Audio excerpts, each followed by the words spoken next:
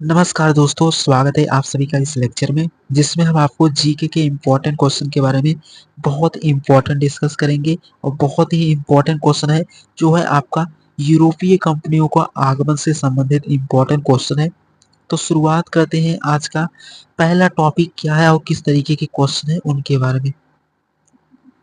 तो पहला क्वेश्चन आपका है, इस समुद्र मार्ग से सर्वप्रथम भारत से व्यापार संबंध स्थापित करने वाले जो यूरोपीय थे वो कौन थे? तो वो आपके पुर्तगाली थे, ये आपको क्लियर होना चाहिए। यानी कि समुद्र मार्ग से सर्वप्रथम भारत से व्यापार करने वाले जो आए थे वो पुर्तगाली थे। तो आपको ये क्लियर होना चाहिए कि यूरोप से आने वाले भारत में व्यापारियों का क्रम क्या था, ये आपको क्लियर होना चाहिए। तो सबसे पहले पुर्तगाली आती है, यानी कि इंडिया से सबसे पहले व्यापार करने के लिए यूरोप से पुर्तगाली आते हैं जो सबसे पहले आते हैं। एंड सेकंड नंबर पे आते हैं डच, और तीसरे नंबर पे आते हैं अंग्रेज, और चौथे नंबर पर आते हैं डेनिस, और पांचवें नंबर पे आते हैं फ्रेंच या फ्रांसीसी।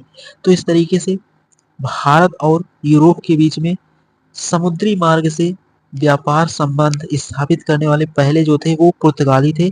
उसके बाद डच आते हैं, अंग्रेज, डेनिस, फ्रांसीसी।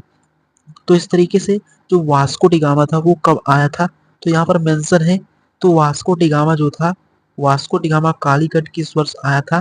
तो 20 मई 1498, यानी कि 20 मई 1498 को वास्को डी गामा कालीकट आता है, 20 मई 1498 को। तो ये आपको क्लियर होगा, बहुत इंपॉर्टेंट है। एंड उसी प्रकार इसके और इम्पोर्टेंट, उसके बाद Vasco da Gama Cape of Good Hope होते हुए अहमद मजीद नामक पथ प्रदर्शक की सहायता से भारत में केरल के मालाबार तट पर स्थित कालीकट नामक बंदरगाह पर 1498 को 20 मई में आता है। फिर उसका वहां पर स्वागत कौन करता है? वहां का स्थानीय शासक जो था वो जमोरिन था। कालीकट का जो स्थानीय शासक था वो जमोरिन है। तो इस तरीके से ये पॉइंट भी आपसे एग्जाम में मेंशन कर सकता है कि जो वास्को डी गामा है वहां पर उसका स्वागत कौन करता है? तो कालीकट का जो स्थानीय शासक था जमोरिन, वो वास्को डी गामा का जो केरल के मालाबार तट पर स्वागत करता है। तो इस तरीके से ये क्वेश्चन भी आपको क्लियर होना चाहिए। और जमोरिन जो था वो विजयनगर साम्राज्य के राजा इमादी नरसिम्हा के अंतर्गत क्या था? सेवारत था। ये भी आपको पॉइंट क्लियर हो गया होगा। तो इस तरीके से आपको ये समझ हो गया होगा कि वास्को डी गामा किस तरीके से इंडिया में आता है और उसका स्वागत कौन करता है, और जो स्वागत करता है वो किस राज्य यानी कि किस राजा के अंतर्गत सेवारत थे? वो विजयनगर साम्राज्य इमादी नरसिम्हा के अंतर्गत क्या थे? सेवारत थे। तो ये पॉइंट भी एग्जाम में मेंशन कर सकते हैं। तो इनके बारे में आपको प्रॉपर समझ हो गया होगा, बहुत इंपॉर्टेंट पोर्शन था। एंड बढ़ते हैं अगले पॉइंट के बारे में। तो अगला पॉइंट ये मेंशन कर सकता है कि पुर्तगालियों ने भारत में निम्नलिखित में से किस स्थान पर पहला कारखाना स्थापित किया? तो पुर्तगाली जो थे उन्होंने भारत में प्रथम कारखाना, या जिसे हम दुर्ग कहते हैं, या फैक्ट्री, तो पुर्तगालियों ने अपनी पहली फैक्ट्री और कारखाना कहाँ पर स्थापित किया, ये आपको क्लियर होना चाहिए। और ये भी पॉइंट यहाँ पर मेंशन है कि वास्को डी गामा पहली बार में 60 गुना दाम में लाभ कमाया था। और वास्को डी गामा भारत 3 बार आता है, और कब कब आता है ये पॉइंट भी यहाँ पर मेंशन है।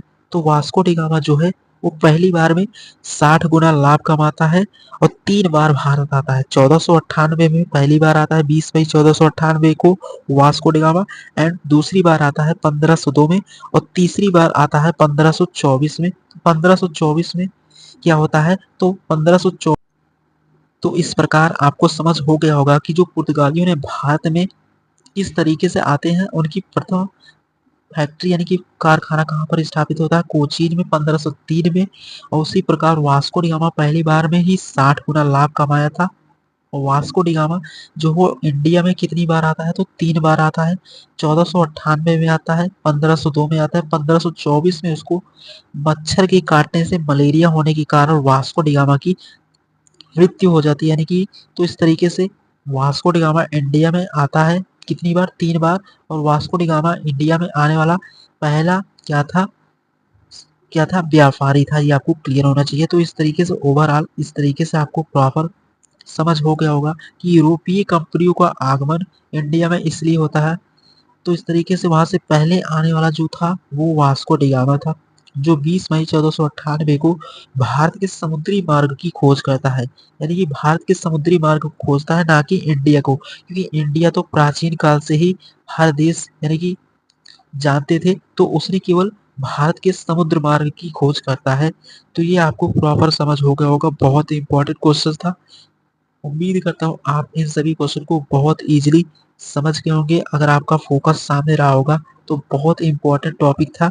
यहाँ से जो भी क्वेश्चन इंपॉर्टेंट थे हमने आपको बहुत ईजिली एक्सप्लेन किया है। अगर आपको कोई भी डाउट हो तो कमेंट बॉक्स में मेंशन कर सकते हैं, और आपको क्लास कैसे लगा ये भी कमेंट कर जरूर बताना। और इसी तरीके से नेक्स्ट लेक्चर के लिए इस चैनल से जुड़ जाना और इम्पोर्टेंट